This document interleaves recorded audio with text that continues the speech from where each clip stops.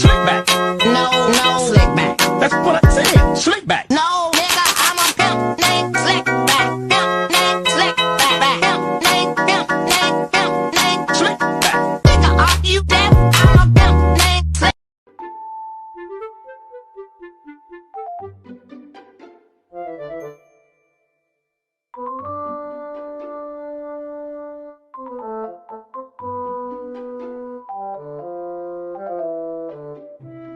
Di sini saya adalah seorang wartawan, nama saya adalah David Ratna. Saya akan mewawancarai seorang mahasiswa S2 PIAUIN Sunan Kalijaga. Jadi saya di sini akan bertanya-tanya tentang asesmen. Jadi apa itu ya asesmen dalam pembelajaran PAUD? Bisa dijelaskan seperti apa? Baik, jadi asesmen merupakan sebuah proses pengumpulan informasi tentang pertumbuhan dan juga perkembangan anak. Asesmen perlu dilakukan sebelum merancang pembelajaran. Hal ini juga dimaksudkan untuk mengetahui potensi yang dimiliki oleh setiap anak. Penilaian dilakukan secara terukur, sistematif, berkelanjutan, dan menyeluruh, mencakup perkembangan dan pertumbuhan yang dicapai oleh anak dalam waktu tertentu. Jadi gitu maksudnya yang dimaksud dengan asesmen. Kalau saya dengarkan penilaian dan pertumbuhan itu seperti apa yang dalam anak usia dini itu? Cara kita menilai dan mengukur pertumbuhan anak usia dini? Jadi mari kita mulai dari kata penilaian. Menurut Kamus Besar Bahasa Indonesia, penilaian berasal dari kata nilai yang berarti proses, cara, dan perbuatan menilai. Dalam konteks penilaian anak usia dini, penilaian adalah proses yang dilakukan bagi setiap pendidik dalam mengumpulkan dan mengkaji berbagai informasi secara sistematis, terukur, berkesinambungan, serta menyeluruh tentang pertumbuhan dan perkembangan anak berdasarkan aspek-aspek pertumbuhan dan perkembangan anak selama kurun waktu tertentu. Sedangkan menurut Permendikbud nomor 23 tahun 2016 mendefinisikan penilaian adalah proses pengumpulan dan pengolahan informasi untuk mengukur pencapaian hasil belajar peserta didik. Jadi itulah yang maksud dengan pertumbuhan. Yang pertumbuhan bagaimana Pak? Baik. Baik. Di sini poin yang kedua, adapun yang dimaksud dengan pertumbuhan melanjut dari penilaian tersebut adalah, jadi pertumbuhan adalah perubahan dalam jumlah dan dimensi serta perubahan struktur biologis dalam tubuh atau kondisi fisik secara keseluruhan. Perubahan ini meliputi peningkatan jumlah, ukuran, dan dimensi sel serta organ manusia. Perubahan kuantitatif ini dapat dengan mudah diukur dan dinyatakan dalam satuan yang relevan. Beberapa kategori yang digunakan untuk mengukur pertumbuhan anak seperti berat badan menurut usia, tinggi badan menurut usia, berat badan menurut tinggi badan, dan indeks massa tubuh. Jadi kalau gitu cara kita untuk memantau pertumbuhan anak usia dini itu seperti apa ya? Baik, cara memantau pertumbuhan anak usia dini yakni melibatkan pengukuran berat badan dan tinggi badan serta membandingkannya dengan standar pertumbuhan yang sesuai. Grafik pertumbuhan digunakan untuk memvisualisasikan data tersebut, sedangkan persentil pertumbuhan digunakan untuk membandingkan pertumbuhan anak dengan populasi umum. Konsultasi dengan dokter anak sangatlah penting untuk mendapatkan interpretasi yang akurat. Selain itu, faktor-faktor seperti nutrisi, perkembangan motorik, bahasa, kognitif, dan sosial emosional juga sangat diperhatikan. Dengan memantau pertumbuhan anak secara teratur, masalah pertumbuhan atau kesehatan anak dapat dideteksi lebih awal dan perawatan yang sesuai dengan diberikan. Jadi mungkin itu saja tentang memantau pertumbuhan anak. Terus kalau ini Kak, yang cara kita menilai tinggi badan anak itu kan ada yang berdasarkan usia ya. Nah itu seperti apa ya kalau dia dalam anak usia dini itu?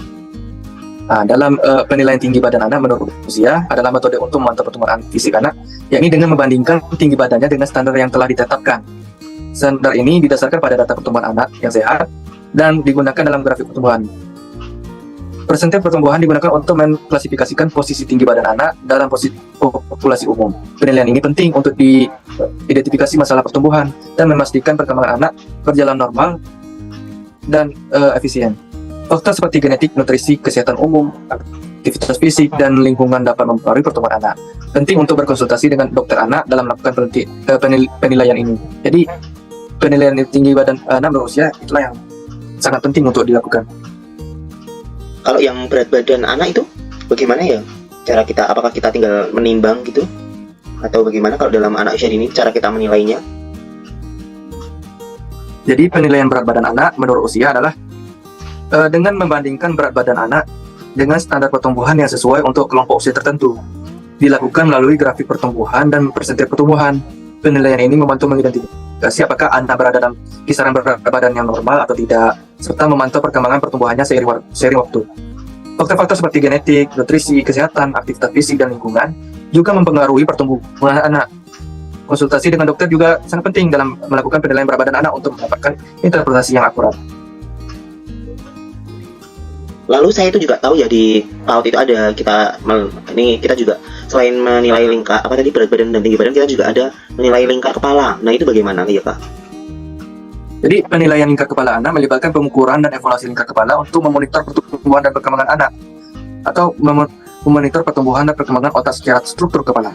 Pengukuran dilakukan menggunakan pita pengukur fleksibel di sekitar bagian terluas kepala. Standar pertumbuhan digunakan untuk membandingkan lingkar kepala anak dengan populasi sebaya, dan grafik pertumbuhan digunakan untuk memvisualisasikan perubahan lingkar kepala.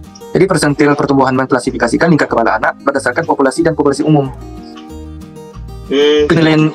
Penilaian lingkar kepala ini membantu dalam mendeteksi anomali pertumbuhan dan memerlukan konsultasi dengan dokter untuk menginterpretasi yang akurat dan langkah-langkah yang lebih lanjut yang jika diperlukan. Baik. Jadi saya udah tahu nih ya. Nah sekarang kan tadi kan kita ini ya sudah tanya-tanya tentang pertumbuhan. Nah saya ini selanjutnya kita akan membahas ini Kak tentang perkembangan. Jadi apa itu perkembangan Kak? Baik, kita masuk dengan tema perkembangan juga ya. Jadi perkembangan adalah proses pematangan dari sel-sel tubuh menuju kedewasaan, dimulai dari kematangan fisik, perubahan kecakapan, emosi, dan pikiran menuju kedewasaan. Perkembangan tidak dapat diukur dengan angka seperti pertumbuhan yang dapat diukur dengan angka. Jadi perkembangan dapat diartikan perubahan individu, baik secara terstruktur atau meski bergerak usia. Dalam perkembangan tidaklah terbatas perubahan secara terus-menerus secara pasti.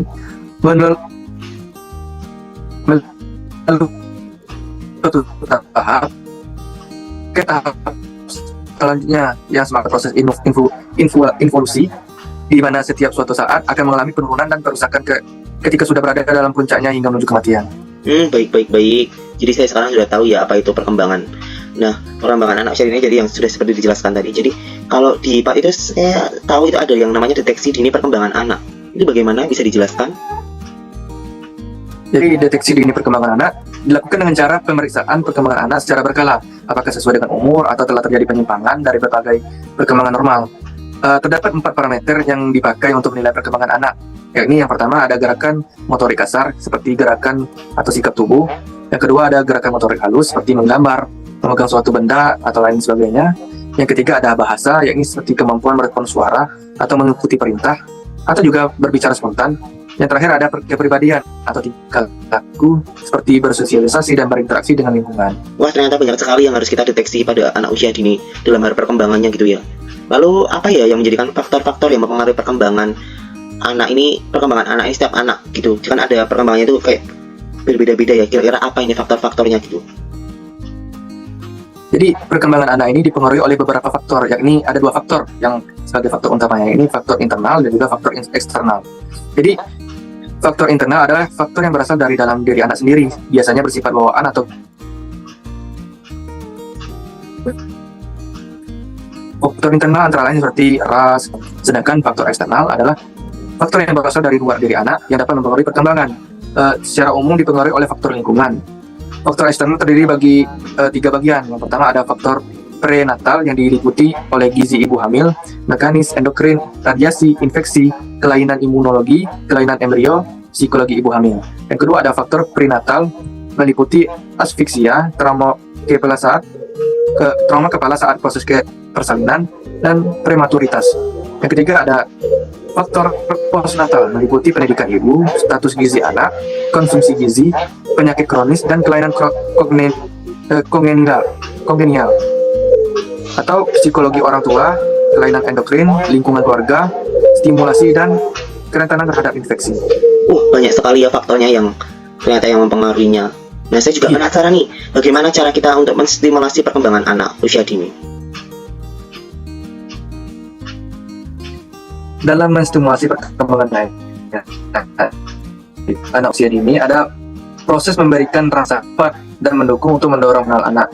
Beberapa cara anak-anak seperti melakukan interaksi sosial yang positif, bermain yang melibatkan sensorik dan imajinasi, memberikan pengalaman belajar yang menyenangkan, membaca buku, menyanyikan lagu, dan memberikan tenangan yang sesuai dengan tingkat perkembangan anak. Selain itu, memberikan nutrisi yang seimbang dan kesehatan yang baik juga berperan penting dalam menjaga perkembangan anak. Dan juga penting bagi orang tua untuk mengasuh, memahami kebutuhan anak dan minat, serta memberikan lingkungan yang mendukung untuk stimulasi perkembangan yang optimal. Lalu bagaimana ya kalau ini kemampuan gerak kasar anak usia dini itu tuh apa ya? Kan ada kemampuan gerak kasar, motorik halus, motorik kasar. Nah, kalau kemampuan gerak kasar ini seperti apa? Jadi kemampuan gerak kasar adalah kemampuan fisik anak untuk yang menggunakan atau mengendalikan otot besar tubuh seperti berjalan, merangkak, melompat, dan melempar. Dalam penilaian perkembangan anak, kemampuan gerak kasar sangat penting karena berperan dalam perkembangan motorik dan kemandirian anak. Anak yang memiliki kemampuan gerak kasar yang baik mampu berinteraksi dengan lingkungan fisiknya, mengeksplorasi dunia sekitar, dan mengembangkan koordinasi dan kekuatan ototnya. Penilaian kemampuan gerak kasar melibatkan seperti pengamatan terhadap kemampuan anak dalam berjalan, berlari, melompat, memanjat, dan melakukan aktivitas fisik lainnya. Melalui penilaian ini dapat diperoleh informasi tentang perkembangan motorik anak dan apakah ada kemungkinan adanya keterlambatan atau kesulitan dalam kemampuan gerak kasar yang perlu mendapat perhatian lebih lanjut. Oh, jadi seperti itu ya penilaiannya untuk yang penilaian kemampuan gerak kasar. Lalu kalau yang kemampuan gerak halus itu penilaiannya untuk anak usia dini seperti apa ya, Mas? Dalam kemampuan gerak halus seperti menulis, dalam penilaian kemampuan gerak halus menggunakan atau mengendalikan otot-otot kecil seperti menulis, menggambar, memasukkan puzzle ke dalam tempatnya, meningkatkan tali sepatu, dan menggunakan alat tulis. Dalam penilaian perkembangan anak, kemampuan gerak halus memiliki peran penting dalam perkembangan keterampilan motorik. Koordinasi tangan mata dan kemampuan memanipulasi objek. Anak yang memiliki kemampuan gerak halus yang baik dapat melakukan tugas-tugas sehari-hari secara lebih mandiri dan mengembangkan kemampuan kognitif secara kreativitas. Penilaian kemampuan gerak halus mencakup pengamatan terhadap kemampuan anak dalam menggenggam benda kecil, atau menggunting, atau menggambar garis dan lingkaran seperti di buku gambar, serta melakukan tindakan presisi lainnya. Dengan melakukan penilaian ini, kita dapat memperoleh informasi mengenai perkembangan motorik halus anak dan mendeteksi adanya indikasi keterlambatan atau kesulitan dalam kemampuan gerak halus. Dan hal itu perlu mendapatkan perhatian lebih lanjut. Jadi seperti itu ya. Lalu kalau untuk yang penilaian kemampuan bicara dan bahasanya itu seperti apa ya kalau kita menilai untuk anak usia dini? Kita mulai dari pengertiannya, yakni kemampuan bicara dan bahasa. Kemampuan adalah kemampuan anak untuk berkomunikasi secara verbal dan memahami bahasa. Dalam penilaian perkembangan anak, kemampuan bicara dan bahasa memiliki peran penting dalam pengembangan kognitif, sosial, dan emosional anak. Anak yang memiliki kemampuan bicara dan bahasa yang baik dapat menyampaikan pikiran, mengungkapkan perasaan, dan berinteraksi dengan orang lain secara efektif. Penilaian kemampuan ini melibatkan pengamatan terhadap perkembangan keterampilan berbicara, pemahaman kosakata, penggunaan bahasa, dan kemampuan berkomunikasi secara baik dan jelas. Melalui penilaian ini dapat diperoleh informasi tentang perkembangan bahasa anak dan apakah ada kemungkinan adanya keterlambatan atau kesulitan dalam kemampuan berbicara dan bahasa anak yang perlu mendapatkan perhatian lebih lanjut juga. Baik. Jadi saya jadi tahu banyak ya. Jadi ini nih yang terakhir ya. Kalau yang kemampuan sosialisasi dan kemandirian itu kan kayaknya agak susah ya menilainya ya. Jadi itu seperti apa ya kayak cara kita menilainya untuk anak usia dini?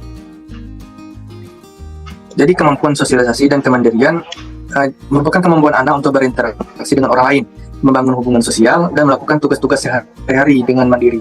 Dalam penilaian perkembangan anak, kemampuan sosialisasi dan kemandirian sangat penting karena berperan dalam perkembangan sosial, emosional, dan adaptasi anak dalam lingkungan sekitarnya. Anak yang memiliki kemampuan sosialisasi yang baik mampu berinteraksi dan bermain dengan teman sebaya, menunjukkan empati, memahami aturan sosial, dan mengelola emosi dengan baik. Kemampuan kemandirian melibatkan anak dalam melakukan tugas-tugas sehari-hari seperti makan, berpakaian, mencuci tangan, dan menggunakan toilet dengan sendiri atau mandiri, dan lain sebagainya. Dari penilaian kemampuan sosialisasi dan kemandirian melibatkan pengamatan terhadap interaksi sosial, kemampuan bermain, pemahaman aturan, serta kemampuan melakukan tugas-tugas sehari-hari secara mandiri gitu. Melalui penilaian ini, kita juga dapat memperoleh informasi tentang perkembangan sosial dan kemandirian anak, serta mendeteksi adanya indikasi berupa keterlambatan dan kesulitan seperti yang sebelumnya. Serta juga kita perlu mengetahui apa yang perlu diperhatikan secara lebih rinci gitu tentang anak. Oh, jadi begitu ya. Jadi baik.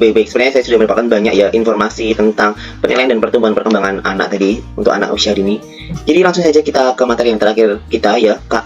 Jadi kalau materi kita yang terakhir ini saya ingin bertanya tentang ini apa itu kelembagaan saya ingin bertanya yang terakhir yaitu apa itu kelembagaan compliance. Ya, saya ingin bertanya yang terakhir yaitu apa itu kelembagaan compliance atau akreditasi administratif Itu baik, Mas Nafi. pengertiannya seperti apa ya, Pak? Nah, baik. Jadi akreditasi administratif adalah proses penilaian dan pengakuan terhadap kepatuhan suatu lembaga terhadap standar administratif. Melalui proses ini, lembaga dapat memastikan bahwa mereka memenuhi persyaratan administratif yang berlaku dan menjalankan tata kelola yang baik. Jadi, akreditasi administratif juga dapat berhubungan dengan penilaian pertumbuhan dan perkembangan anak. Dalam konteks penilaian perkembangan anak, lembaga atau organisasi seperti lembaga pendidikan atau pusat perawatan anak mungkin perlu menjalani proses akreditasi administratif. Hal ini karena akreditasi administratif menjamin bahwa lembaga tersebut memenuhi standar administratif yang diperlukan dalam memberikan perhatian dan pengasuhan yang tepat untuk perkembangan anak.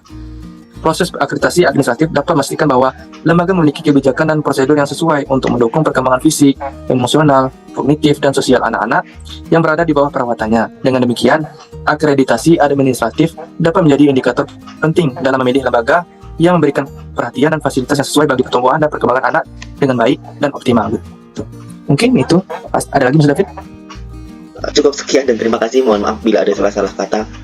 Nah, wassalamualaikum warahmatullahi wabarakatuh. Assalamualaikum warahmatullahi wabarakatuh. Sampai jumpa sahabat Piaud.